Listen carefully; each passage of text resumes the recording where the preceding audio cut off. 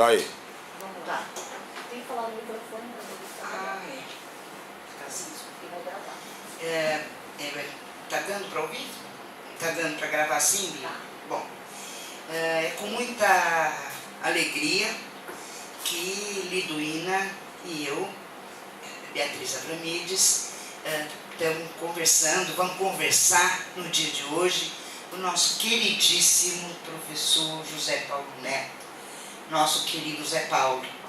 Zé Paulo ontem completou 70 anos, que beleza, eu também estou chegando lá, e 50 de produção intelectual, de militância, de generosidade, de vida intensa, de luta, não é?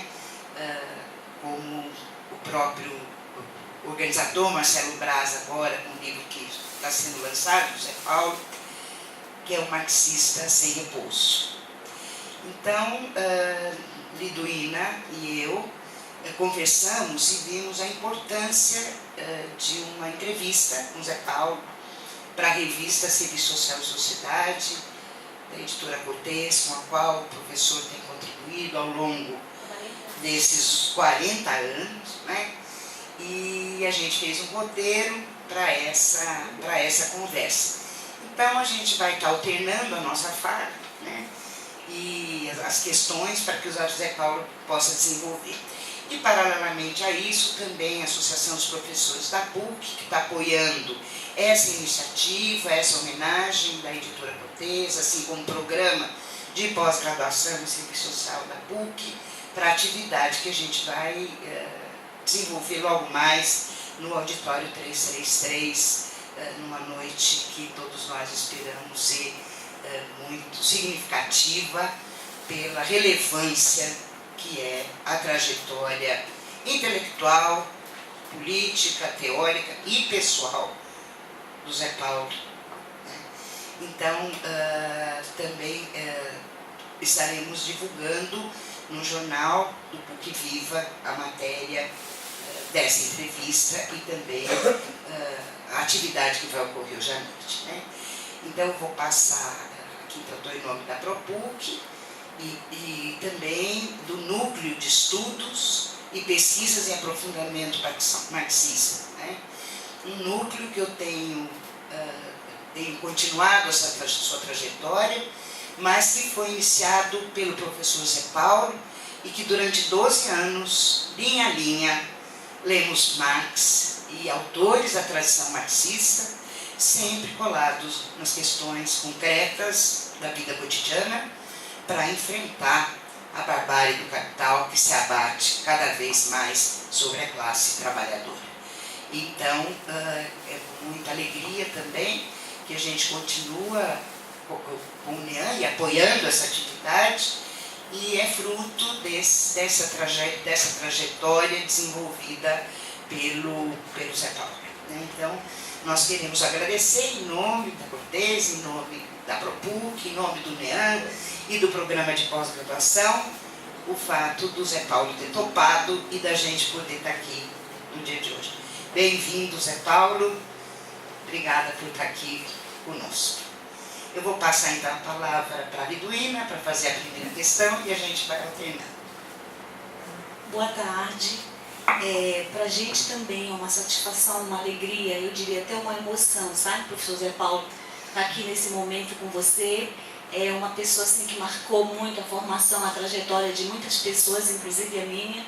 Você foi meu professor no mestrado, no doutorado aqui na PUC, e em nome da Cortez Editora, eu queria assim, cumprimentar e agradecer muito a sua participação nesse momento aqui conosco, nessa entrevista, e mais do que isso, eu queria cumprimentar, dar os parabéns também pelo seu aniversário. Afinal de contas, não é todo dia que a gente faz 70 anos de vida e 50 de produção intelectual, e assim com muito vigor, com muita contribuição nesse período todo, na nossa formação e na formação de muitos outros. Também queria ressaltar aqui que o programa também de serviço social e políticas sociais, o programa de pós-graduação em serviço social e política social da Unifesp, né, que é um programa novo, né, também queria colocar aqui que também está fazendo parte desse momento aqui, dessa composição, né? Afinal de contas, nesse momento tão difícil, tão complicado, quanto mais produção, quanto mais massa crítica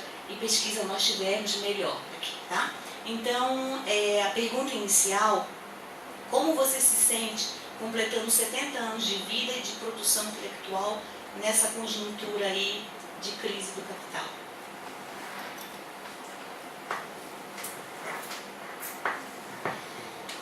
Eu quero começar agradecendo a oportunidade de estar com vocês aqui, dizer que eu estou muito feliz, embora eu ache essas homenagens todas, como direi mais adiante, bem exageradas. Vou direto na tua questão. Eu queria estar completando 18 anos hoje. Não é? Eu queria ganhar parabéns, olha, você tem 18 anos, dar parabéns a um cara que fez 70 anos, ou é maldade ou é ironia, não é? Mas eu devo dizer para vocês que eu me sinto um homem feliz. Não é preciso tomar cuidado com essa expressão. Eu acho que ninguém pode se sentir feliz no mundo que vive a realidade que nós estamos vivendo em todos os quadrantes. É pensar na África subsaariana, morrendo de fome e de AIDS. É pensar na África subsaariana e aquele monte de gente que está morrendo todo dia tentando atravessar o Mediterrâneo. É ver a barbárie no Oriente Médio. É ver o massacre diuturno realizado nas periferias capitalistas e ver como a barbarização da vida social envolve também os centros capitalistas. Ninguém pode ser feliz num mundo como esse. Mas há um limite que é o limite da sua privacidade e daquilo que você pode controlar na sua vida. Então, eu, sob esse aspecto, considerando apenas a minha privacidade, eu me sinto muito infeliz, né? Pelos amigos que eu tenho, pelas relações que me foi dado construir e, sobretudo, por uma coisa que me deixa confortado num período de tanto desalento. É que eu acho que eu cumpri o meu dever, né? Eu tenho dito isso nos encontros que eu tenho comparecido, onde as pessoas dizem, fazem elogios à minha modesta trajetória, porque é uma modesta trajetória. Eu tenho dito, olha, eu simplesmente fiz o que tinha que fazer. Devia ter feito melhor e devia ter feito mais. Mas como eu não pretendo morrer na semana que vem, ainda pretendo sobreviver alguns anos, eu vou tentar fazer algo mais e algo melhor do que eu já fiz. Mas nesse sentido, eu me sinto muito bem, percebe? Me incomoda o não ter feito o que fiz de maneira melhor. E poderia ser feito de maneira melhor. Não é? A gente sempre aprende, a cada dia aprende.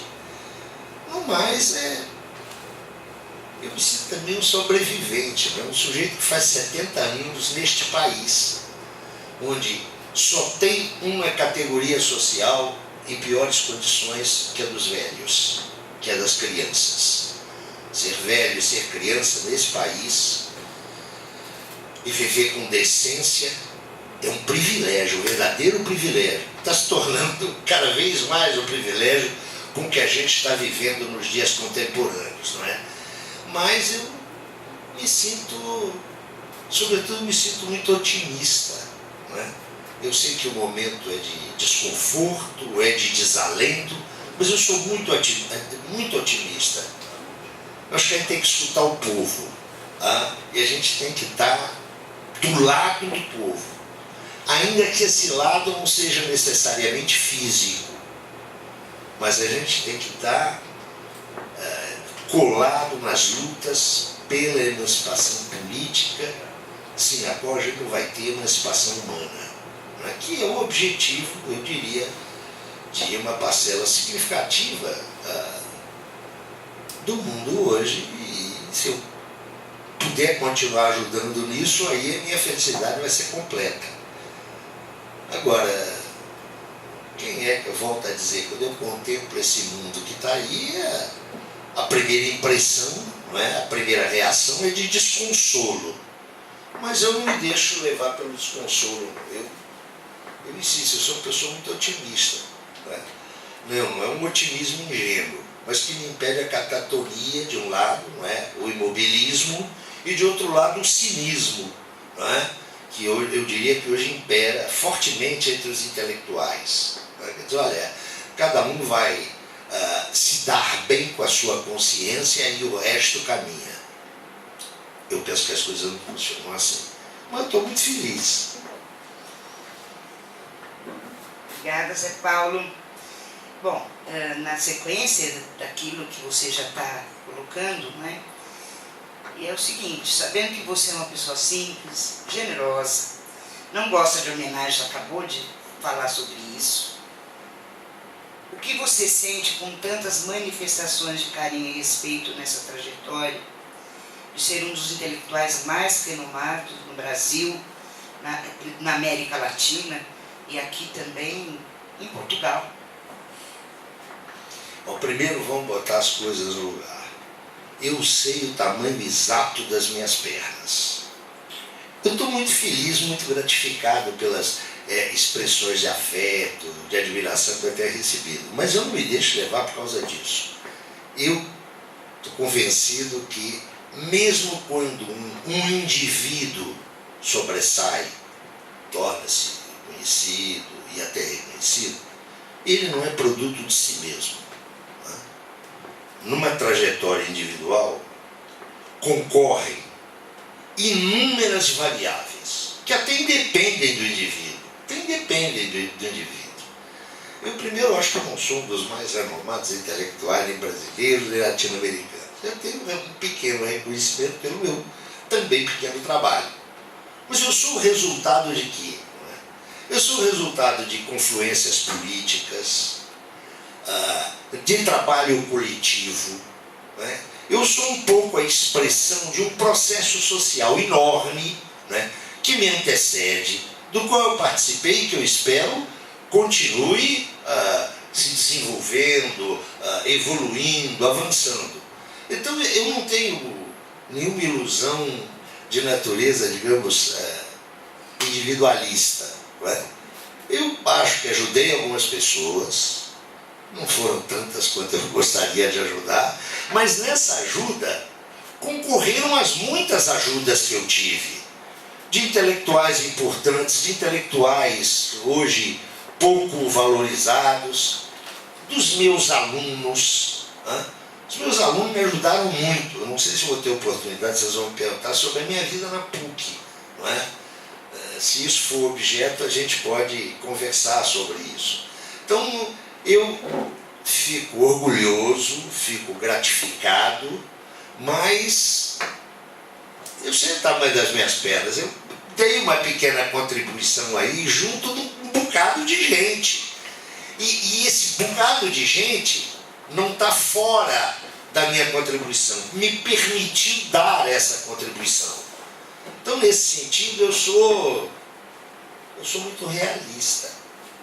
Se eu dei alguma contribuição que vai resistir aos meus 70 anos, né? Se daqui a 10 anos, 15 anos, alguém se lembrar de mim, não é tanto pelos meus méritos. Eu até gostaria que fosse. Mas não, é pela corrente de pensamento e pela corrente de ação política da qual eu faço parte, como milhares de intelectuais brasileiros, milhares, até porque o conceito de intelectual não pode ser aquele que escreve livro, né? É muito mais do que isso. Né? São dirigentes populares, são representantes de associações de trabalhadores, de funcionários. Então eu sou um pedaço dessa vaga. Aí, por acaso, entrei um pouco na moda desses dias, mas vou desaparecer logo, logo. Vocês podem ficar tranquilos. É assim que eu vejo isso, com muita objetividade. Não é? Porque as pessoas estão valorizando em mim, eu quero dizer, estão valorizando um processo intelectual, político, ideológico, que nos transcende a todos, que é uma herança que a gente teve do nosso passado imediato, e que, de alguma maneira, muitos de nós, muitíssimos de nós, adensaram no curso das suas vidas. Eu quero dizer para vocês o seguinte: eu espero morrer daqui aos 20 anos, quero fazer muita coisa. Quando eu morrer, eu vou ser enterrado, não vou ser cremado, vou ser enterrado numa vilazinha lá de Minas, chamada Simão Pereira. Já está tudo pronto, eu não quero chatear ninguém, é só me embalar naquela embalagem de madeira, me levar para lá, está tudo certinho. Tá gravando. Porque tá gravando, podem me cobrar isso. Porque o que eu acho que eu fiz? Eu e algumas pessoas, outras aqui na mesa, que estão aí presentes. Eu acho que simplesmente o resultado de tudo isso é que eu tentei ajudar. Isso é uma expressão de um velho mestre meu. Nesse tempo tão difícil, eu tentei ajudar alguns homens e algumas mulheres, por poucos que tenham sido, a atravessar esse dificílimo e complicado período de transição sem perder a noção de alguns valores que o movimento operário e o movimento democrático, que é maior que o movimento operário, engendrou ao longo de pelo menos 2 séculos. Se eu conseguir ajudar algumas pessoas, eu me dou por satisfeito, sendo uma ponte entre o passado e o futuro no meio desse presente tão difícil.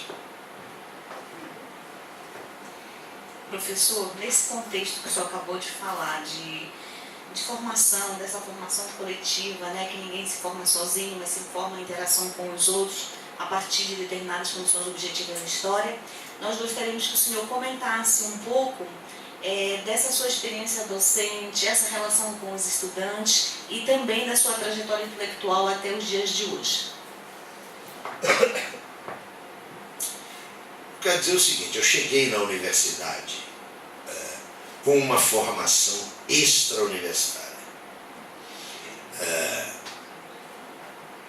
Eu vivi na universidade cerca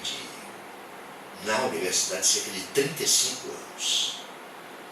Mas eu sempre brinquei que eu estive na universidade, mas eu não sou um produto da universidade. Eu sou um produto de 2 encontros que eu tive na minha vida. Foram encontros decisivos. Meu primeiro encontro foi com a classe operária, com a velha classe operária, aquela classe operária da industrialização procedente do período de Vargas e no período de Kubitschek. Eu nasci num bairro, embora eu não provenha de família operária, mas eu gosto de sempre repetir a expressão de um dirigente político, que eu sempre admirei, um dirigente político português, que dizia que ele era um filho adotivo da classe operária. Não é? Eu não nasci na classe operária, mas eu sou um filho adotivo da classe operária. Eu nasci num bairro, lá em Juiz de Fora, que era um bairro industrial. Cada um de nós, eu tenho dito isso, as pessoas riem, mas é verdade. Tem uma música, né, na primeira infância e na infância, não é? A música dos meus ouvidos é a música do tamanco dos operários de uma indústria têxtil que diante da minha casa funcionava 24 horas por dia. Então, eu fui socializado num colégio de elite, mas eram só 4 horas por dia. O resto era ali junto dos trabalhadores. O meu encontro com a classe operária foi decisivo. Tá? Isso mudou a minha vida. Mas eu podia ter virado dirigente sindical, não é? Não, eu não fiz essa carreira brilhante, não. Eu tive um segundo encontro. Tive um encontro com o marxismo. Tá? Havia um barbeiro na minha cidade que era o secretário político do PCB. Minha cidade era uma cidade operária nessa época. Milton Fernandes. Eu estava aí com 12 para 13 anos, ele me deu uma pequena edição da Vitória, da editorial Vitória, do Manifesto do Partido Comunista. Sem notas, sem nada. Cerca de 30 páginas. E eu li aquela coisa e disse, olha, esse aqui é o caminho. Me converti, assim, imediatamente. Eu já me senti comunista. Eu disse, esse troço aqui é o caminho para acabar com essa sociedade que está aí. Demorei muito tempo para saber que não era tão fácil assim, não é? E aí eu desemboquei, quando eu tinha mal completado 15 anos, eu entrei no Partido Comunista Brasileiro, do PCB, no qual eu fiquei até 1992, quando ele se transformou nessa barriga de aluguel que está aí com outro nome.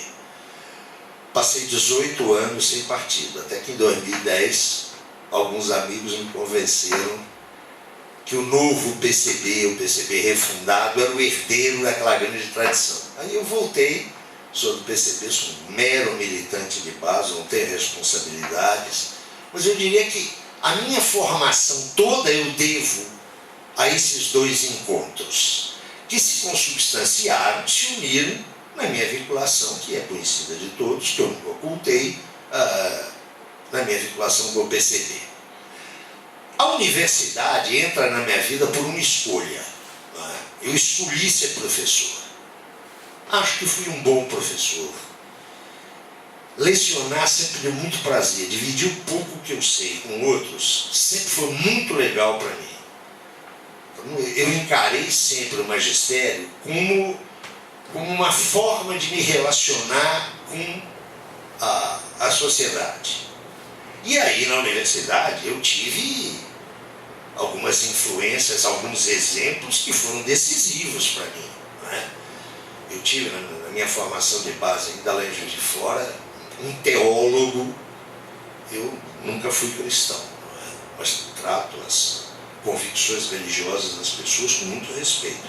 Eu tive um teólogo, um antecipador da teologia da libertação, foi um holandês, Cornelius Jacobus Snoek, que aqui no Brasil publicou muito, com o nome de James Snoek.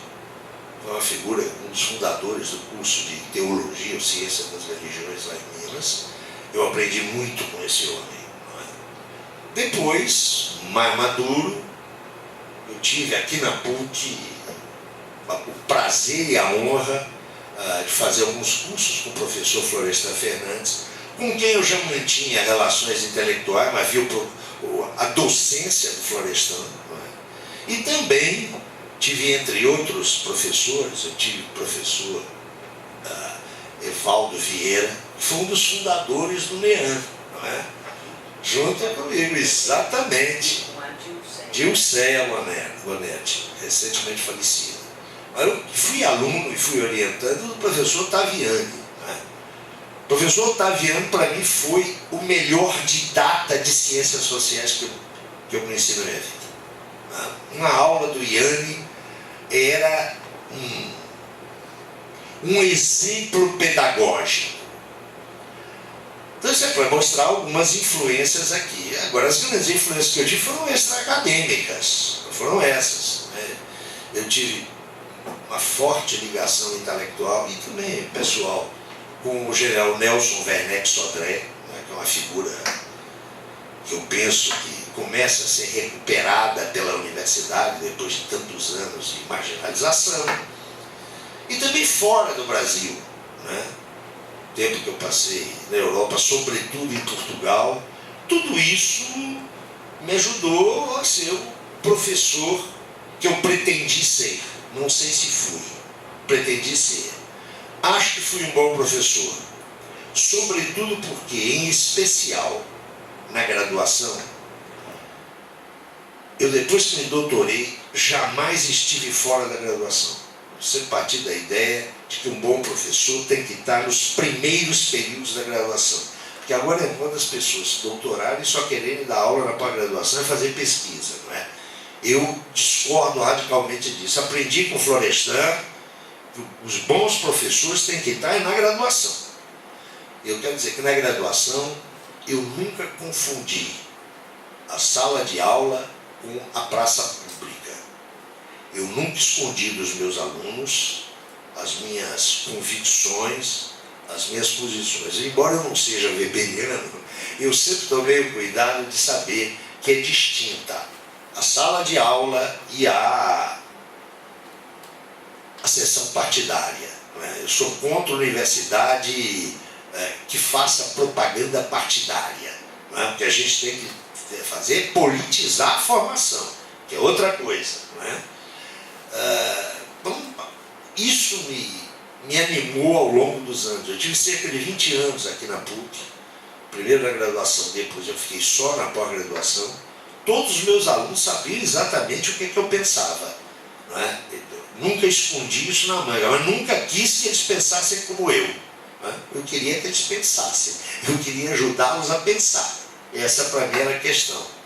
Não sei se isso responde, Oliveira. O que eu quero dizer é o seguinte, eu tenho muitos defeitos, que eu não vou revelar aqui, né? Alguns são conhecidos, mas eu tenho uma qualidade, eu sou muito disciplinado do ponto de vista intelectual. Eu sempre estudei muito e sempre quis estudar aqueles autores com os quais eu não concordava.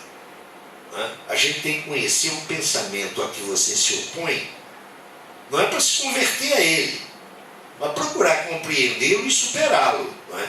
Eu tentei fazer isso, tentei mostrar isso de maneira prática para os meus alunos. E o tipo de relação que eu continuei mantendo sempre com os meus ex-alunos, uma relação de primeiro ponto para mim era a autonomia deles, né? A cabeça é deles, a experiência vital é deles, eles é que têm que escolher o seu caminho. Nesses anos todos, o retorno que eu tenho tido dos meus ex-alunos, especialmente até daqueles que não concordavam com as minhas ideias, isso que eu acho legal, tem sido um retorno muito positivo. Isso é um dos elementos constitutivos daquilo que eu falo da felicidade privada, lembra? De encontro com um cara num congresso desse, eu não vi o cara há 20 anos, eu penso, professor, o senhor lembra de mim? Lembro com alguma dificuldade, mas lembro. Pois é, olha, eu continuo não concordando com o senhor, mas continuo pensando naquilo que o senhor falava. Isso é o melhor prêmio, não tem gratificação maior para o professor do que isso. Né? Eu não sei se isso responde a tua pergunta, mas é que o que é uma aula? Uma aula é uma conversa, né? Conversando. Uma pessoa acerca de um objeto. Tem coisa melhor do que conversar? Eu sempre dizia, olha, eu sou um sujeito privilegiado na estrutura da divisão sociotécnica do trabalho. O meu trabalho é um trabalho dulcíssimo. Ele é exaustivo, você tem que pesquisar, tem que elaborar, mas ele é muito agradável. Você vê o efeito no outro. De repente o cara está te olhando, você vê. Eu não gosto de professor que fala olhando para um ponto infinito do horizonte. Agora o professor que fica encarando os alunos, né? Então você olha lá, você vê o olho da moça brilhando, vê o olho do rapaz, o cara não está concordando, mas está se sentindo incomodado, sobretudo está interpelado no que ele crê. Isso é a melhor coisa do mundo. A resposta é quase imediata. Então, nesse sentido, a minha formação foi uma formação desordenada. Eu até hoje leio até bula de remédio, não é? Agora, ela tem um centro. Quis entender, quero entender essa sociedade da qual eu sou parte. Mas não para escrever um belo livro analítico sobre ela, mas para poder intervir, para transformá-la. E para isso você precisa de um sujeito coletivo, seja o seu sindicato, encontrei um, que foi o Partido Comunista. Não sei se foi o melhor, mas quero dizer que foi aquele no qual eu até hoje sinto que estou em casa. Sei que a minha amicíssima Bia faria alguns apontamentos acerca disso, mas ela também sempre reconheceu que a gente precisa de um instrumento coletivo para agir, não é? Andorinha sozinha não faz verão. Tem. Bom, acho que você já deu um caminho aí da sua trajetória intelectual, da formação, de como você vem para a PUC, das suas influências, de como você pensa a formação, a relação intelectual. Agora eu queria que você falasse um pouco no serviço social. Né? Você falou de uma forma geral, e agora a sua produção intelectual, sua intervenção, enfim, é uma influência fundamental, e você tem atuado no interior desse debate, dessa produção, desse projeto de formação profissional, desse processo de resistência. Falar um pouco sobre isso e dos desafios contemporâneos. Né? Olha, para isso eu acho importante fazer duas menções. Quando eu ainda era estudante, seja de serviço social, seja depois de letras, eu comecei a dar aula. Né? Dar aula em cursinho. Depois passei a dar aula em colégio e ensino médio. Mas a minha entrada na universidade foi na Faculdade de Serviço Social de Juiz de Fora, da Universidade Federal de Juiz de Fora, que estava se federalizando naquele momento. Então eu entrei na vida acadêmica como professor, isso foi no ano da graça de Nosso Senhor Jesus Cristo, de 1970, 70 para 71. Eu tinha feito curso de serviço social, fiz um bom curso de serviço social. Estava fazendo um curso de letras, que eu nunca concluí a licenciatura, e tive a oportunidade de entrar na Faculdade de Serviço Social. Eu quero mencionar que a minha entrada na universidade se deveu ao serviço social. Quando eu fui obrigado a deixar o país, final de 74, em 75, eu rodei um pouco aqui pela América Latina, andei pela Europa e acabei me fixando em Portugal. Já vi que vocês fizeram um roteiro aqui, depois eu falo de Portugal. E Portugal, meu primeiro emprego foi no histórico Instituto Superior de Serviço Social de Lisboa. Portanto, eu volto à ação, ao trabalho, depois de um ano e tanto, quase 2 anos, rodando por aí, no serviço social. E quando retorno ao Brasil, o primeiro emprego como professor que eu tive foi aqui na PUC, na graduação.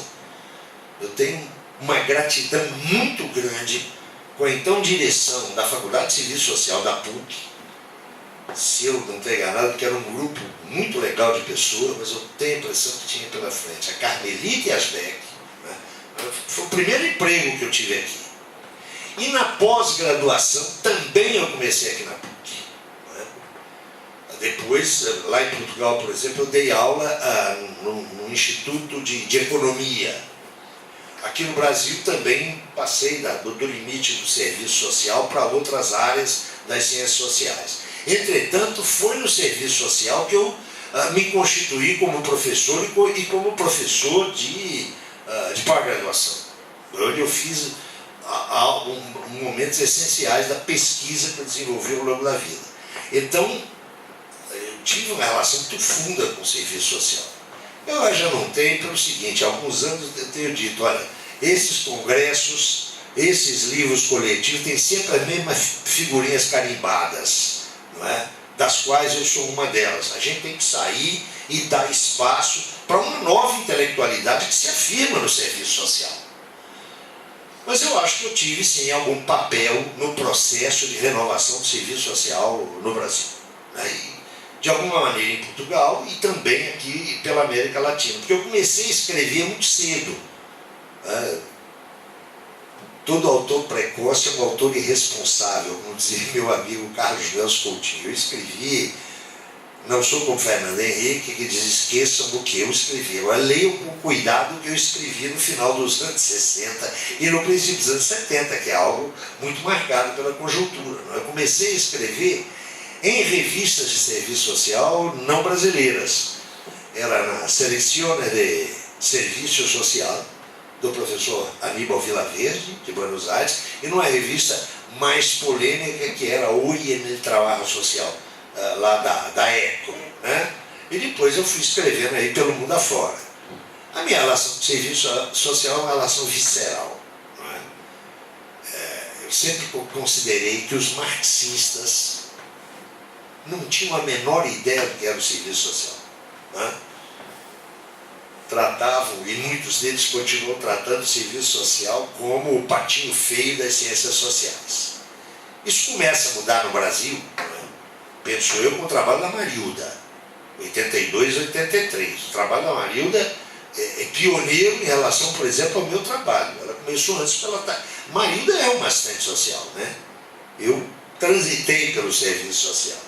Acho que dei uma contribuição nesse processo, uma contribuição que me fez aproximar de muitos amigos, mas também no serviço social tem gente que tanto me adora quanto me detesta, não é?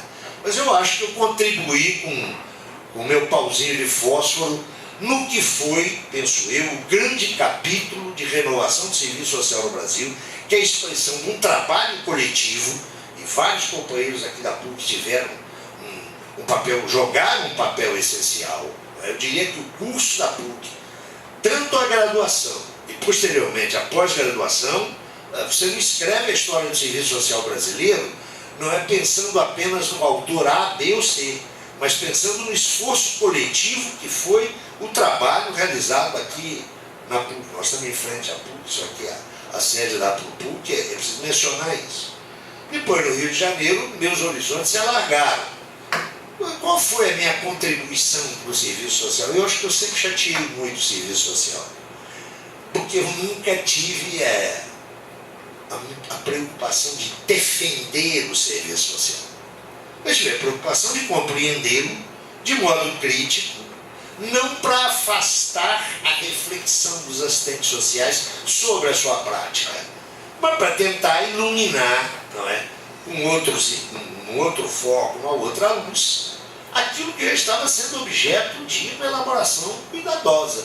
Então, nesse quadro todo, eu costumo dizer, o meu papel é um papel que eu desempenhei até porque sempre tive uma facilidade muito grande de escrever. Escrever para mim nunca foi tormento. Escrever para mim sempre foi um prazer.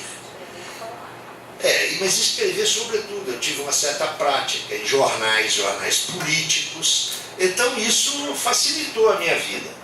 Quero também dizer o seguinte, né? Esse encontro que vai ser realizado daqui a pouco é um encontro bancado pelo Cortez e sua equipe. Cortez, Elane, Liduína, o pessoal da produção gráfica da editora Cortez, o Danilo, que é uma figura central para entender os meus livros, Danilo Morales. Note, isso tudo facilitou muito a minha vida, né? Eu, de serviço social, publiquei fundamentalmente pelo Cortez. O que eu tenho de serviço social sai pelo Cortez. Na revista, em livros coletivos, o último deles é editado por você. Agora eu tenho um pouco a impressão, Bia e Liduína, que eu já não tenho mais muito o que dizer sobre o serviço social. Porque eu acho que o serviço social entrou num processo, nos últimos anos, que é um processo de metamorfose, de transição, de crescimento, mas também com o ressurgimento de tendências conservadoras que têm um verniz de esquerda, e que estão levando o serviço social para certos caminhos diante dos quais eu sou muito crítico. Eu vou dar um exemplo. Eu não vejo muito futuro na profissão se ela se ativer a interesses identitários. Eu acho isso um problema. Acho isso um problema muito sério. Então, eu não tenho muito o que dizer. Eu acho que a questão feminina é uma questão central, a questão da mulher é uma questão central, a questão da orientação sexual é uma questão extremamente importante. Mas eu acho que mais importante que tudo isso é a questão racial, por exemplo, das relações raciais nesse país. E eu tenho visto um interesse teórico, inclusive, e sério, no sentido das afirmações identitárias. Eu não sou especialista nisso, eu sou um velho marxista, acho que eu não tenho muito o que dizer sobre isso. Penso também que a conjuntura política, com o fim irreversível do sistema político inaugurado pela Nova República e pelo, como é que eu posso chamar isso? Pelo ciclo petista, que eu acho que terminou, exauriu-se completamente, muito de serviço social teve vinculado a esse ciclo, com pouca crítica, com pouca capacidade de autonomia. Então eu vejo que nós estamos passando por um período onde a minha contribuição no máximo é dizer, olha, eu não estou mais nessa. Então, para ser curto, eu acho que a minha contribuição no serviço social hoje é uma contribuição, vai ser uma contribuição muito lateral.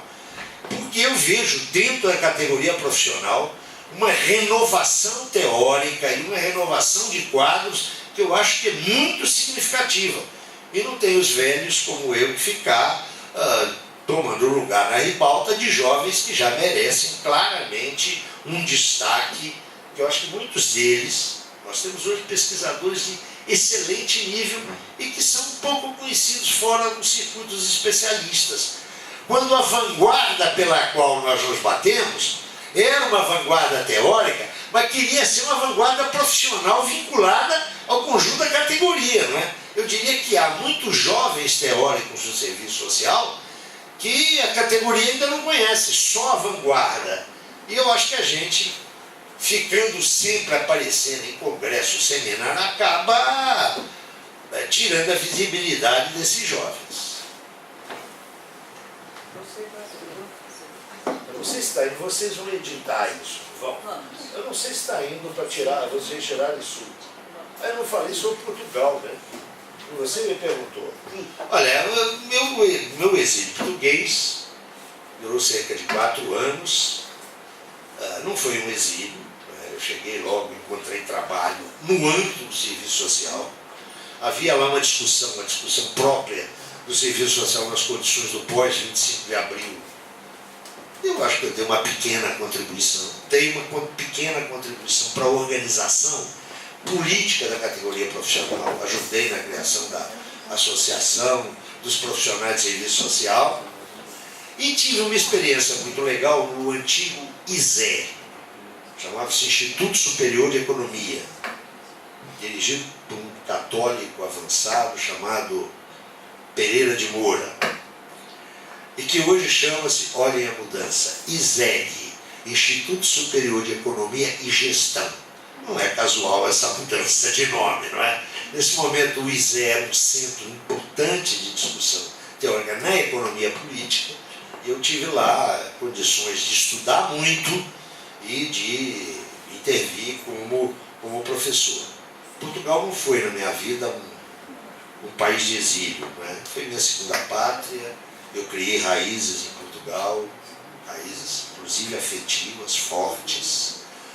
Estou sempre lá, continuei vinculado ao Instituto Superior de Serviço Social, no programa de pós-graduação deles, que foi muito estimulado por um convênio com a PUC, com a pós-graduação da PUC. Outros professores da PUC também estiveram lá e deixaram marcas significativas. Mas eu tive também lá o meu trabalho, digamos, político, junto uma revista, que foi uma revista importante, a revista Seara Nova, que era uma frente de trabalho pluripartidária, policlassista, mas que tinha, na época em que eu estive lá, uma forte hegemonia do Partido Comunista Português. Então eu dei lá a minha mãozinha, não é? Porque comunista tem que trabalhar com os comunistas onde ele estiver, né? Então foi por isso. Obrigada, professor. Essa pergunta aqui, o senhor já falou. Então, você fica à vontade para reforçá-la ou não. Eu já vou fazer a segunda pergunta ao mesmo tempo, tá? Então, seria assim. Quais as principais influências que contribuíram para a formação do professor Zé Paulo Neto? Seria uma pergunta e já vou emendar a segunda, que por que a referência, essa autorreferência de trabalhador dos livros? Isso aí é muito, o negócio de trabalhador dos livros, é muito uma forma que eu usei alguns anos atrás. O que é que você faz? Eu sou trabalhador dos livros, porque todo mundo pertence à classe trabalhadora, né? Aliás, isso é um viés de serviço social, né? Eu não sei quem não é classe trabalhadora hoje. Então eu quis deixar muito claro o seguinte: o meu negócio é trabalhar com livro, promovendo edições e lendo, sobretudo lendo, que é a coisa que a gente mais faz, não é? Eu sou um assalariado, nada mais do que isso, não pertenço à classe operária. Se pertencesse, não estava aqui, né? Não teria tido as oportunidades de formação. Agora, o que me formou como professor? Eu vou voltar a uma coisa simples. Eu já entrei na universidade feito, não é? Havia uma figura no Partido Comunista, eu creio que ainda até hoje, o assistente, é o cara que vai lá orientar. Meu primeiro assistente, eu quero fazer menção a ele porque ele está vivo, e eu dediquei a ele um ensaio, um volume aí, que o Instituto Caio Prado Júnior, não sei quando é que vai editar, eu acho que ele vai morrer e não vai ver a homenagem que eu presto a ele, chamado Antônio Roberto Pertelli, que é uma figura importante da vida cultural da esquerda brasileira. Eu aprendi que ser professor é conversar com as pessoas, é ajudá-las a a refletir sobre a experiência delas e aportar algumas referências que possam iluminar de outra maneira a sua experiência. Agora, eu creio que para mim foi decisivo, e olha que eu já não era criança, eu já era professor, foi decisivo ser aluno de Floresta Fernandes e de Otaviano. Para mim isso foi decisivo, né? Porque ali eu vi, pela primeira vez, eu não tinha visto isso antes, como é que um grande intelectual dava aula. Eu já conhecia grandes intelectuais. Ali eu vi um grande intelectual, dois grandes intelectuais dando aula. Eu tenho que aprender com esses caras, não é? Eu não sei se eu aprendi direito, mas ali eu vi o meu modelão de professor. Sobretudo do ponto de vista didático-pedagógico, o professor Taviani. O professor Taviani, numa sala de aula, naqueles anos quentes, 81, 82, 83, as aulas do Iane eram à noite, sala para 40 alunos e 600 pessoas no corredor. E o Iane inabalável, nós tínhamos estilos completamente diferentes, né? Eu sempre gostei de dramatizar um pouco as aulas. O Iane era um homem, não era monocórdico, mas ele mantinha o tom com elegância quase britânica, não italiana, né? Eu sou mais para o estilo italiano, não é? Mas eu aprendi ali. Mas vocês saudaram, é um negócio, a minha experiência no Partido Comunista Brasileiro. Eu gostaria de falar um pouquinho sobre isso. O PCB foi um partido dos mais stalinistas do mundo, entre 1945 e 1956. Formou, inclusive, stalinistas de outros partidos aqui da América Latina. Não acho que chamar o Partido Comunista Brasileiro de stalinista seja uma calúnia. Mas quando eu entrei no Partido Comunista, esse tempo já era. O Partido Comunista se transformou, mudou. E eu entrei operando numa frente de trabalhadores lá em Juiz de Fora. E depois no meio intelectual do partido. Eu tive divergências, colisões dentro do partido, mas quero dizer o seguinte, eu jamais fui censurado pelo PCB. E jamais me senti, do dia que eu entrei ao dia que foi janeiro de 92, em que eu saí do PCB, porque o PCB virou essa coisa horrorosa que é o PPS, até voltar ao PCB, eu nunca me senti limitado pelo partido. Nunca tive que defender contra a minha vontade posições no campo da cultura oficiais. E é evidente que, como militante disciplinado que eu fui, o meu partido teve posições, por exemplo, no domínio internacional, com as quais eu não concordava de jeito nenhum. Mas eu não dissentia publicamente delas, dissentia nos fóruns adequados. Isso eu sempre fiz. E no plano cultural, no Partido Comunista, isso às vezes deixa pessoas... Eu nunca tive qualquer constrição. Nunca. Me lembro que um dirigente do Partido Comunista, que eu fui muito próximo, Giocondo Dias, era amigo pessoal e fã, leitor do Jorge Amado. E eu sei dizer, o Jorge Amado não é o autor da nossa tradição. O autor da nossa tradição é Graciliano Ramos. E no Jornal do Partido defendia abertamente essa posição. Ninguém nunca me puxou as orelhas. Então, o Partido Comunista que eu conheci, há um livro muito interessante do João Falcão, o Partido Comunista que eu conheci, que ele conta lá do tempo dele. Se o que ele conta é verdade, parece que era uma barbaridade. O Partido Comunista que eu conheci me fez ficar junto de amigos, construir amigos com ideias muito diferentes das minhas. Está aqui na minha frente um queridíssimo amigo, Antônio Carlos Mazeu, não é? Que tem estudos sobre a história do Partido Comunista, com os quais eu nunca concordei. Por exemplo, eu acho que foi um grande salto do partido, lá nos anos 50, mas eu disse, olha, isso aí foi a interrupção de uma sinfonia. Eu acho que ele não teve a orelha puxada, eu não tive, e nós aprendemos um com o outro largamente. Isso é muito Um exemplo assim, bem próximo. Aliás, quem prefacia, quem faz a orelha desse livro, aí que o Marcelo leu, é o Mazeu. E tem um livro do Mazeu que saiu há muitos anos sobre a Constituição da burguesia brasileira, oficial pela Cortes, que o prefácio é meu.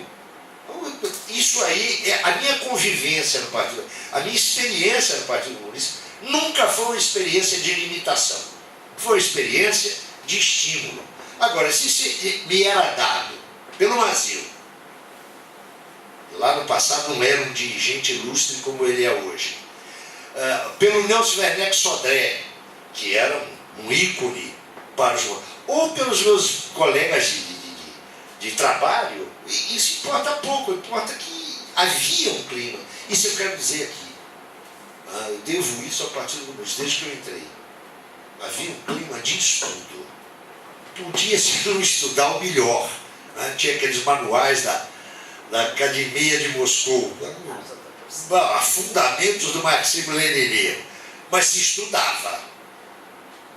Uma coisa que eu sinto hoje em amplos setores da esquerda, com a qual eu trabalho e da qual me sinto parte, é que as pessoas acham que estudar é problema dos teóricos. Não é verdade, não é? Um militante de esquerda tem que clarificar e atualizar as suas ideias todo dia. Isso depois vocês aproveitam da maneira que vocês acharem melhor, viu?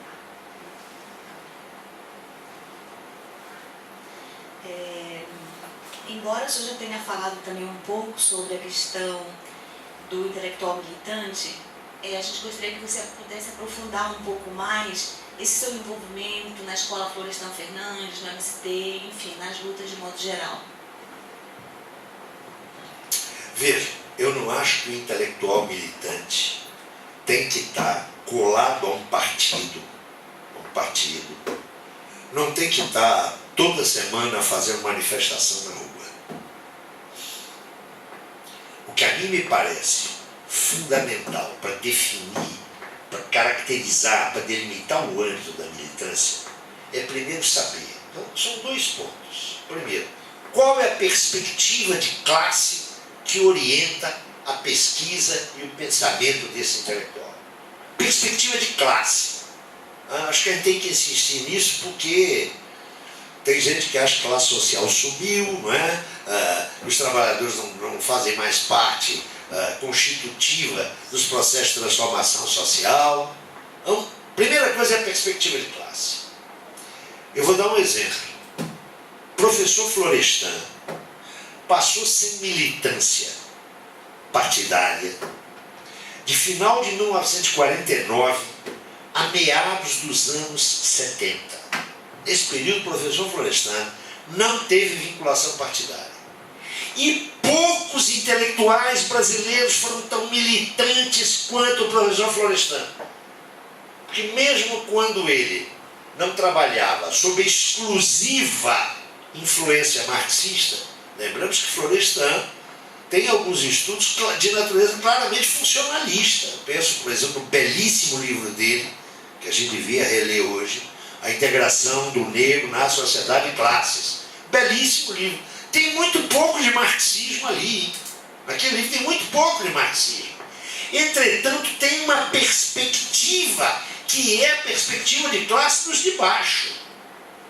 O Florestan só volta a ter militância partidária em meados dos anos 80, para ser preciso, em meados quando ele ingressa no PT. Se eu não estou enganado, é por volta de 85. Então, note, o Florestan, nos anos 50 e 60, teve uma intensa militância política. Por exemplo, o envolvimento dele na defesa, na entrada dos anos 60, da escola pública.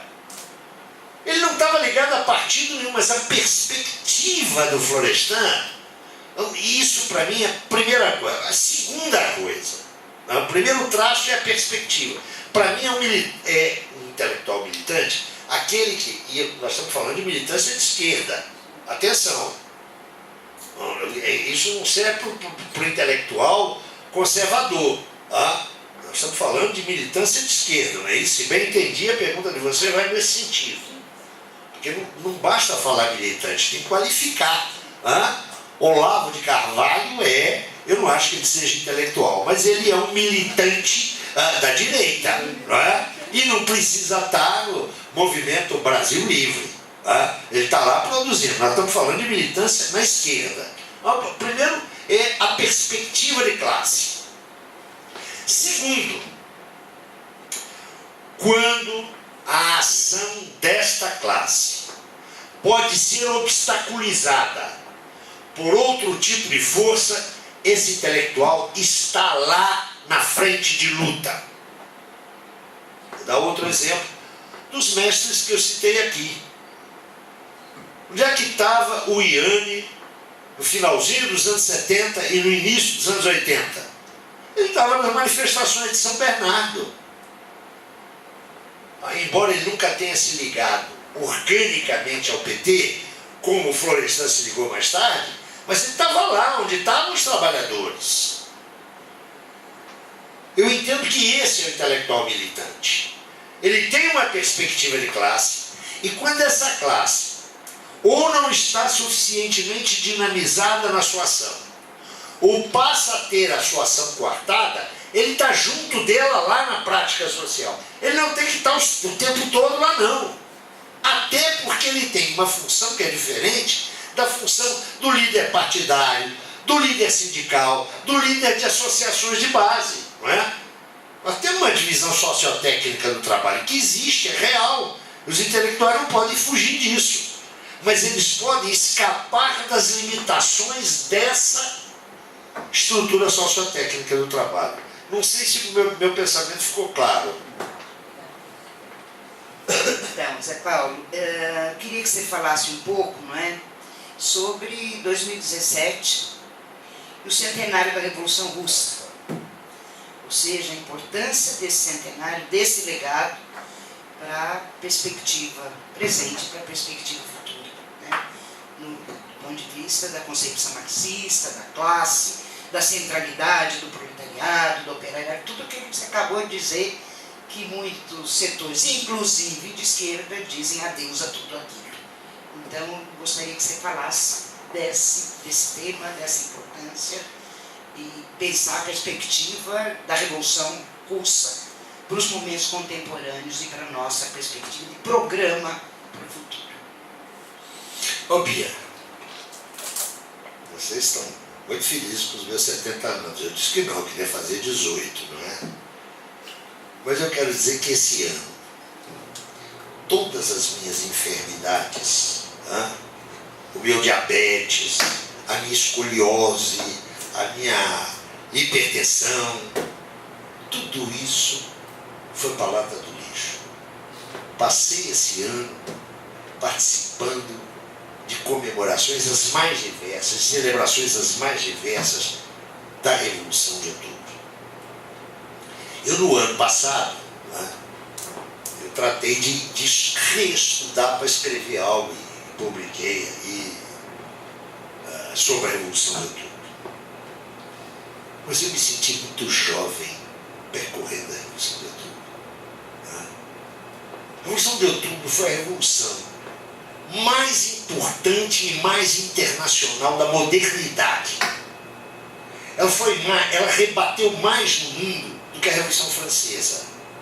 A Revolução Francesa rebateu no mundo, rebateu aqui nas Américas.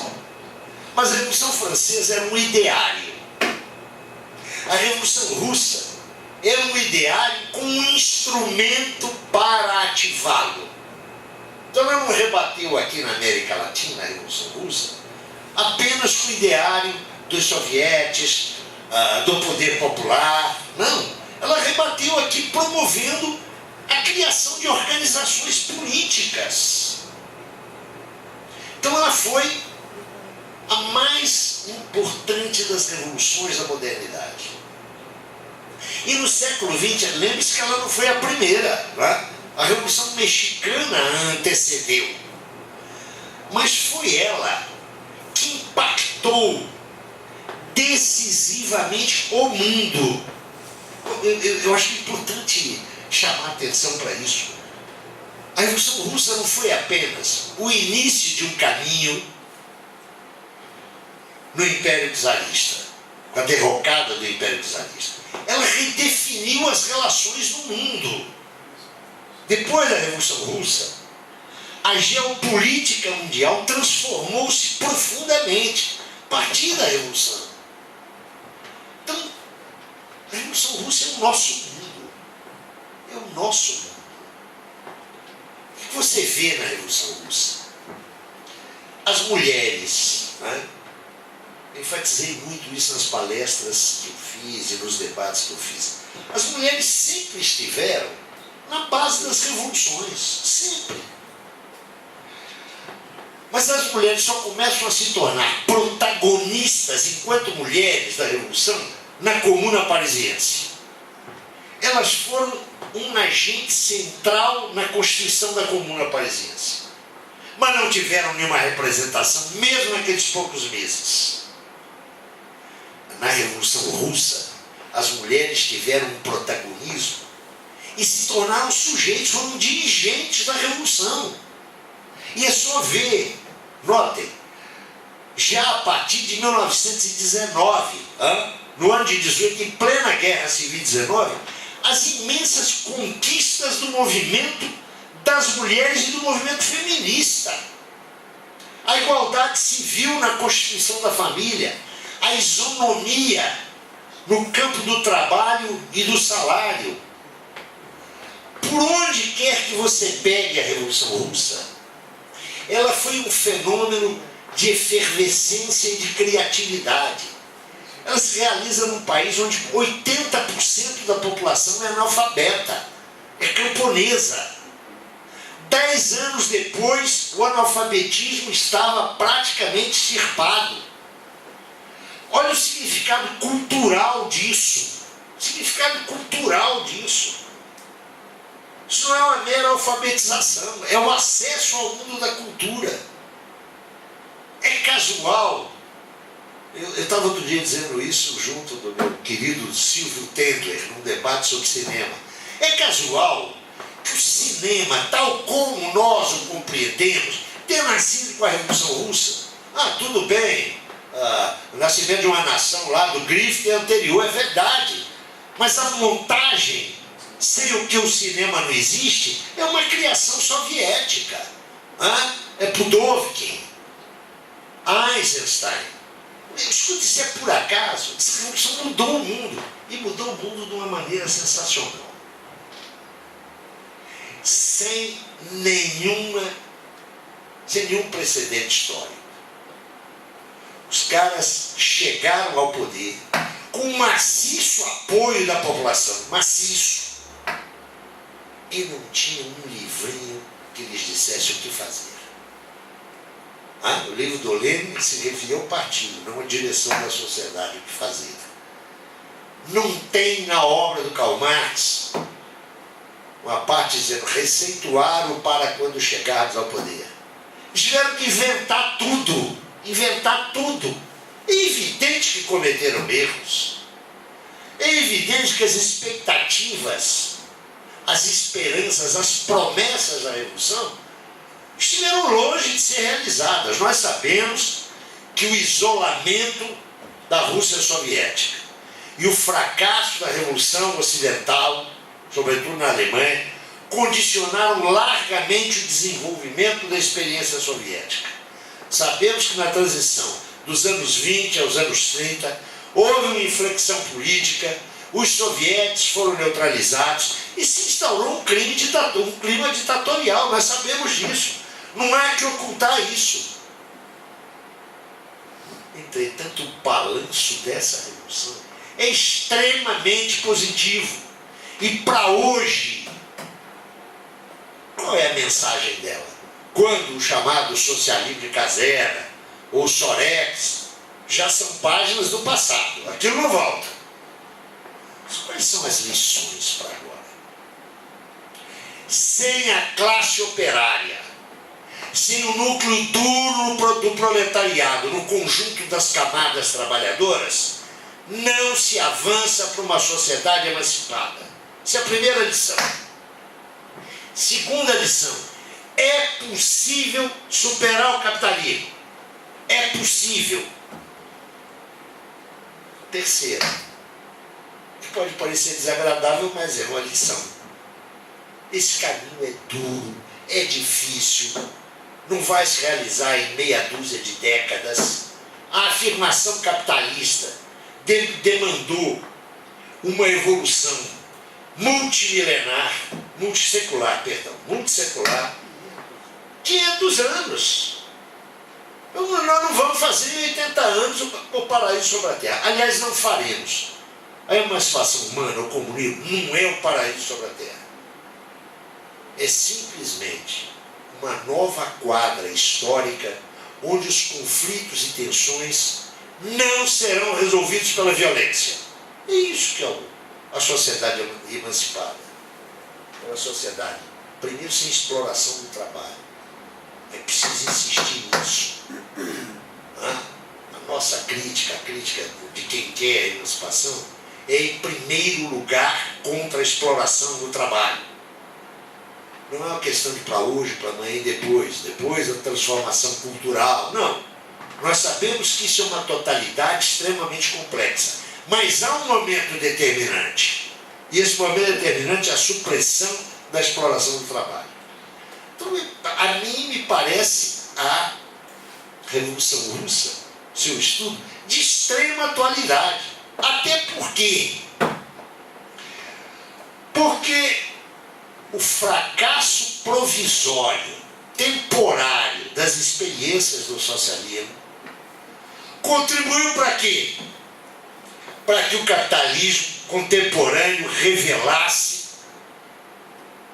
que ele pode estar sob uma pele de cordeiro, mas ele é hoje o grande inimigo da massa da humanidade. Ele destrói as condições de sobrevivência da vida humana no planeta. O que está em jogo agora não é a sobrevivência ou não do capitalismo. O que está em jogo agora é a sobrevivência da humanidade. Então, nesse sentido, discutir a Revolução Russa, revelar as suas fragilidades, revelar os seus equívocos, os seus problemas, é fundamental. Precisa ter uma visão crítica sobre aquilo. Agora, é sobretudo muito atual.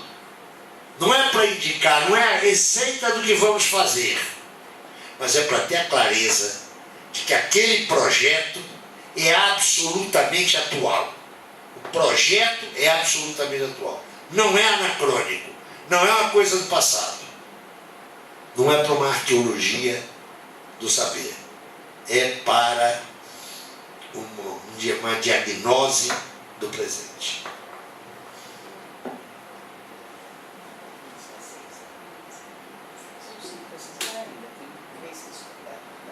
Então a gente está só um pouquinho preocupado com o horário aqui, né? Mas enfim, eu vou fazer 2 perguntas e aí a gente... Isso. Então eu vou perguntar para o professor, nessa lógica da atualidade, né? Como você analisa a fase contemporânea do capitalismo em sua crise estrutural e nessa conjuntura a realidade brasileira? Eu não tenho nenhuma dúvida, a partir de pesquisas, com projeção teórica e análise factual, que o capitalismo contemporâneo, eu chamo de tardo capitalismo, só é capaz de se reproduzir, barbarizando a vida social, suprimindo direitos sociais, atrofiando mecanismos democráticos. É só olhar o mundo que está aí. Não é? Trump não é uma piada de mau gosto. É uma expressão da sociedade civil norte-americana. Então, não pensem que é um equívoco, que foi por acaso. Não. É expressão de uma hegemonia. É isso que é o capitalismo. É racismo, é o vestíbulo do fascismo, mas é a destruição do meio ambiente. Eu acho que Trump representa isso de uma maneira felicíssima. Nenhum compromisso com o Acordo Ecológico de Paris. É o mesmo cara que ontem ou anteontem vazou pela internet, não é? Práticas racistas. O capitalismo só tem hoje a oferecer, em qualquer latitude, seja nos seus centros metropolitanos, seja na sua periferia, o que ele tem a oferecer é regressão, é retrocesso civilizatório, é destruição do meio ambiente. É isso que o capitalismo pode oferecer. Como o professor Mesaro já indicou há algum tempo, a produção capitalista é hoje necessariamente destrutiva. Ponto. Essa é a minha posição de princípio. Eu tenho estudado isso, eu escrevi sobre isso. Agora, me parece que no Brasil nós estamos vivendo o pior dos capitalismos. Do ponto de vista político, o golpe parlamentar que travou, impediu o mandato da presidente Dilma, sinaliza, a meu juízo, posso estar enganado, o fim de um duplo ciclo nesse país. Primeiro, o ciclo do novo desenvolvimentismo petista, não é? Esse mito,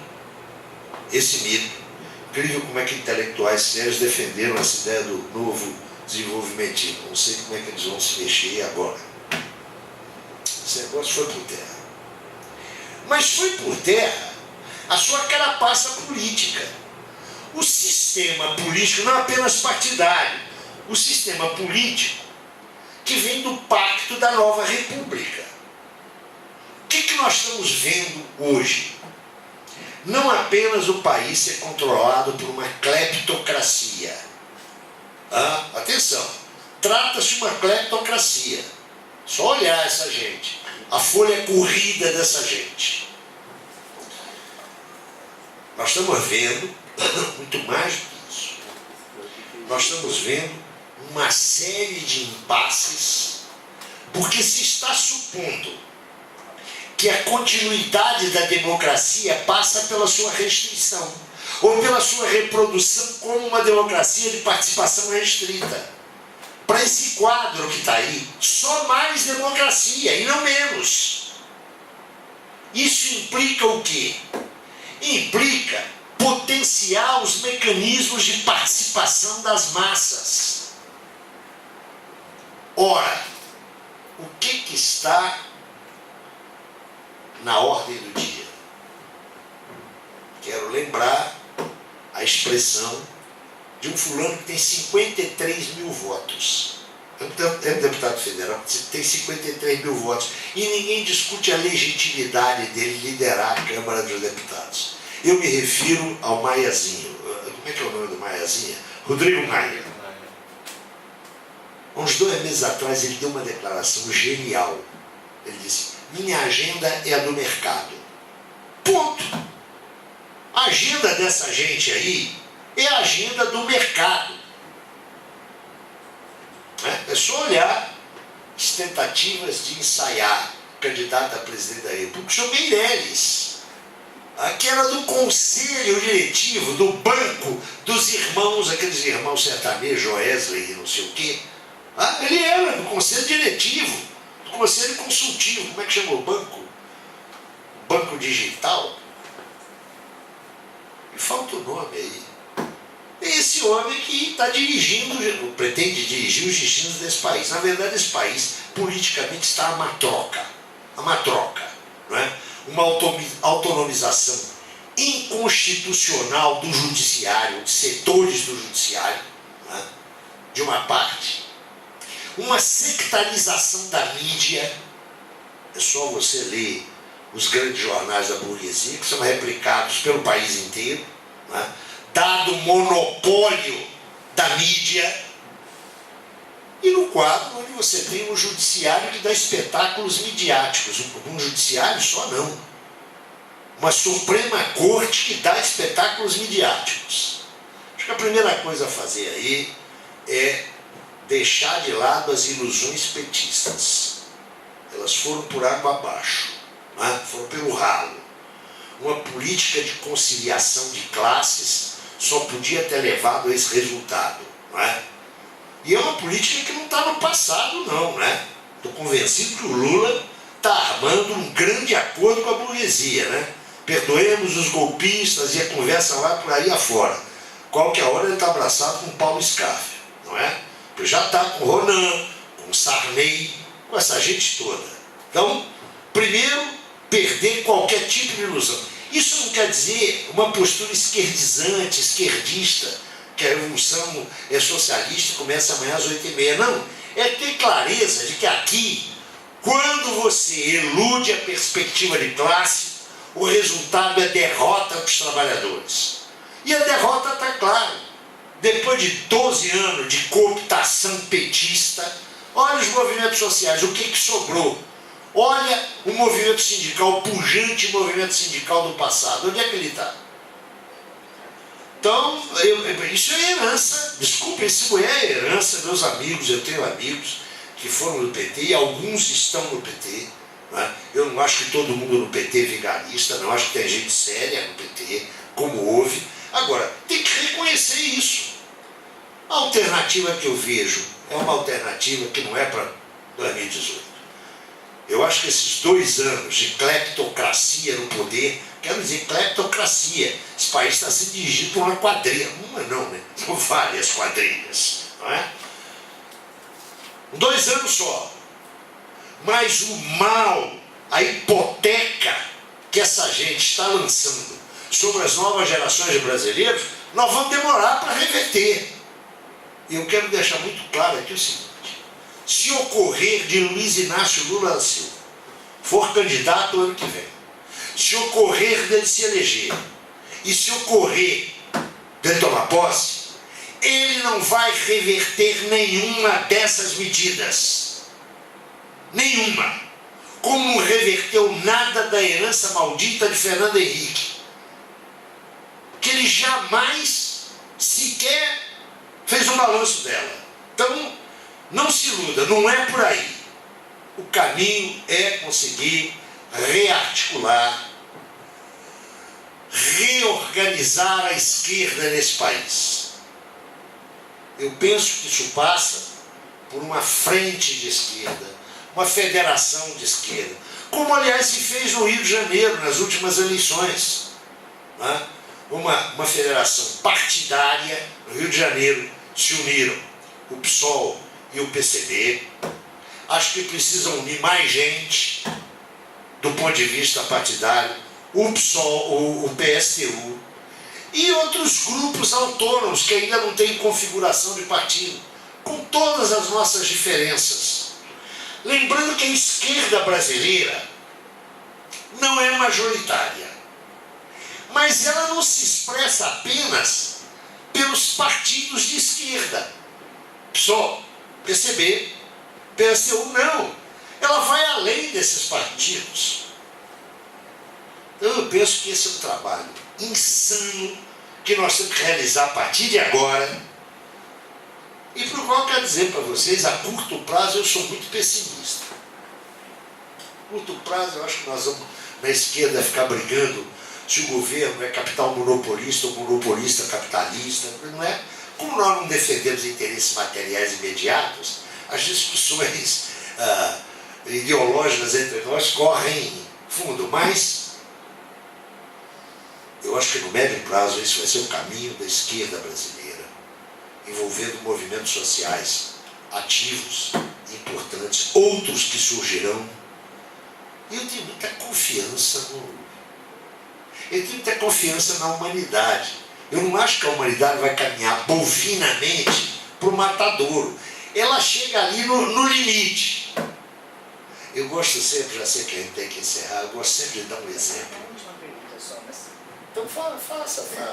Não, acho que até emendando nisso que você está falando, ano que vem, 200 anos de Marx.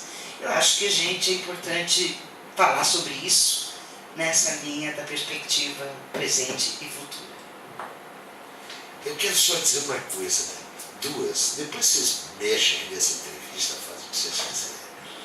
Eu estava fazendo em 98, uma palestra sobre o Manifesto Comunista, e estava lá na plateia o nosso querido Aloysio Teixeira. Foi reitor do FRJ, economista, marxista, mais do que isso, comunista. Depois que eu acabei de falar, vieram várias intervenções. E o Aloysio, com aquele jeitinho doce dele, disse: ô Zé Paulo, você disse aí que o manifesto do Partido Comunista é um texto teórico político. Eu quero te dizer que eu não li o manifesto desse jeito. Para mim, o Manifesto Comunista é uma peça, e ele falou sério, de ficção científica. Como, Aloysio? Uma peça teórica, fundada em uma peça de ficção científica. Eu disse: você desenvolve isso. Eu disse: rapaz, aquela sociedade que está descrita lá como sociedade capitalista, em 1848 não existia. Lembra aquela passagem onde ele diz do médico, do padre, né? Que não existia, que aqueles caras eram ainda pagos, sem salariado. Na base do cara era atendido, levava uma galinha, um porco. Isso aí é coisa do século XX. Quando o Marx estava escrevendo, não tinha nada daquilo. Você observou que ele fala lá no telégrafo elétrico? Não tinha eletricidade. Aquilo lá é o Júlio Verne da política. Eu entendi o que ele quis dizer. Marx e Engels trabalhavam com tendências, operavam com tendências, não operavam com a faticidade imediata. Aquela descrição lá do manifesto é própria para hoje. É hoje. Na vida do Marx, eu quero escrever um livro sobre isso, estou me preparando para publicar o ano que vem. Na vida do Marx, a vida dele não é exemplar para nós, ela é exemplar do ponto de vista ético-político, mas não é exemplar, né? Marx era, na sua privacidade, um conservador vitoriano. Há suficientes provas disso. Agora, o que ele fez na vida dele, né? Aloysio, se tivesse viu, ia dizer que foi ficção científica. Ele antecipou as estruturas fático-empíricas do nosso mundo. Do nosso mundo. Quantos são os homens e as mulheres que controlam o fluxo de divisas internacionais? 400? 500 homens e mulheres? Provavelmente isso. Há estudos nesse sentido. Nós somos 7 bilhões e 200 milhões. 400 pessoas podem quebrar países. Podem arruinar economias regionais. Quando Marx dizia: olha, aí tem uma minoria, né? É a nossa revolução, a nossa revolução é uma revolução da maioria contra a minoria. É o tempo que nós estamos vivendo. Marx é cada vez mais nosso incômodo companheiro de jornada. Não adiantam os editoriais do Estadão, do Globo, não adianta. Eu lembro para vocês que em 2008, depois do fracasso da Bolsa Nasdaq, em 2002, uma das manchetes do Times era: ele voltou, em 2008. O ele era Marx. A crise acabou. Como é que é isso? Que coisa é essa? Eu diria, Bia, que o nosso Marx está mais vivo do que nunca. Assim como a Revolução Russa, nas suas motivações e nos seus objetivos, está mais viva do que nunca. Mas deixa eu terminar dizendo para vocês como é que eu me sinto hoje. Olho para Brasília, vejo Temer. Olho para o Supremo, vejo Gilmar Mendes. Olho para o Parlamento, vejo o Maiazinho dizendo: minha agenda é a do mercado. Para ficar no mais óbvio. Imagine, eu vivo no Rio de Janeiro. Me imagine em dezembro de 1941 no Rio de Janeiro. Estamos em dezembro de 41. Olha a Europa. desde 29 e 30, Portugal fascista. Perdemos a Guerra Civil, desde 39, o fascismo. Isso do lado de cá, dos Pirineus. Do lado de lá, aquele talentoso pintor de paredes austríaco, não é? Hitler, seu bigodinho, e o farsante do Mussolini, controlavam a Europa. As tropas do Hitler estavam a menos de uma centena de quilômetros de Moscou. Isso lá. Não é? E se olhasse a própria União Soviética, não é? Stalin já tinha liquidado toda a velha guarda bolchevique, 41. 70% do Comitê Central do Partido Polonês foi-se. Agora eu olharia aqui para o Brasil. O Estado Novo, a pleno vapor. Chefe de polícia do Rio de Janeiro era Filito Miller, notório fascista.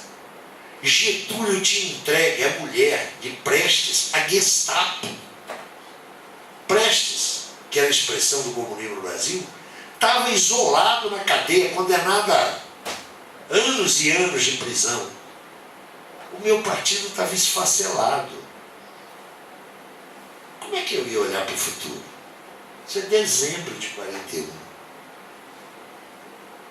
O que veio depois, né? Teve gente que desesperou, se desolou, foi cuidar da vida, o que é natural em situações dessas. O que veio depois? Veio a batalha de Stalingrado. O Exército Vermelho começou a libertar a Europa Oriental e a Europa Central. E não tem filme de Hollywood que possa substituir a imagem do soldado soviético botando a bandeira lá em cima do Reichstag destruído. Nós estamos vivos pelo heroísmo do povo soviético. O que aconteceu depois? Os partidos comunistas no mundo inteiro explodiram. Inclusive aqui no Brasil. O Estado Novo teve seus dias contados. Olha como é que a história não é feita só pelo relvado que a gente vê bonito da cleptocracia que manda em Brasília. A velha topeira está roendo lá embaixo. A gente tem que ter a sensibilidade para ouvir o grande som.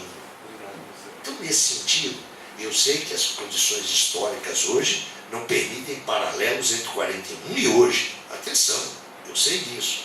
Mas é apenas para ilustrar o meu otimismo. Se eu sou pessimista a curto prazo, não é? Eu a médio e longo prazo, eu estou convencido que a humanidade vai optar não por ir para o matadouro, mas para fazer um gigantesco esforço e depois profundas e traumáticas, atenção, profundas e traumáticas experiências. Não vai se sair desse lamaçal com luvas de pelica e salto alto, né? A gente tem clareza disso. Mas vai sair purgada dos crimes que ela cometeu contra si mesma. Minha companheira diz que isso é fé. Ela está completamente equivocada. Isso não é fé, não. Isso é convicção teórica calcada em tudo aquilo que nós sabemos da história recente da humanidade. E por isso eu sou muito otimista.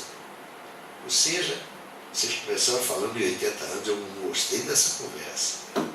Mas aos 80 eu estou acreditando que a esquerda brasileira, que o meu partido pequenininho está crescendo e que nós vamos... Bota 70. Vai chegar... Não, vai chegar. Mas eu falei em 80? Falou. É porque eu acho que essa travessia aqui vai demorar uma década. Daqui eu não acho que vai ser fácil, não. Isso é um lapsus linguae que tem sentido. Eu acho que nós ainda vamos passar 10 anos aqui comendo grama. Mas nós sobreviveremos. Sabe por quê? Porque nós não somos animais em extinção. Carlos gostava de dizer isso. Tá? Porque de extinção, o que sobrou? Sobrou barata, sobrou verme. Nós somos animais em mutação. E a nossa mutação ainda não acabou. E ela, quem sabe, vai dar uma libélula. Eu sou um cara com muita esperança disso. E sei que a esperança só nos é dada em nome dos desesperados. Mas não chegamos ainda no limite da desesperança. Temos uma década ainda. Temos uma década. Mas aos 80, eu quero dizer para vocês que eu vou estar com tesão do X. Muito obrigado. Não, façam isso. Muito obrigado. Façam. Editem esse negócio com decência. Não põe na minha boca coisas. Você vai ver. Tá bom. Eu que agradeço a vocês, a tudo isso, sempre dizendo dos exageros dessas manifestações. Obrigada, Zé Paulo. Agora eu quero fumar. Vamos Na sala 333 não pode ir. Não pode. A gente vai no corredor. O Zé Serra continua mandando lá. Isso é ideias do Serra. Essa ideia do É Serra. claro. E do Hitler, que você sabe que o primeiro núcleo de controle do trabalhador foi na Alemanha nazista. Eu não sabia, foi para me dar dados para falar isso, cara. Chamava-se Rauchen alguma coisa. Ah, pô, eu não sabia disso, não. O Bidu tem que chamar o Billy para explicar. Vou lá, fala. Senão, E aí, meu amor?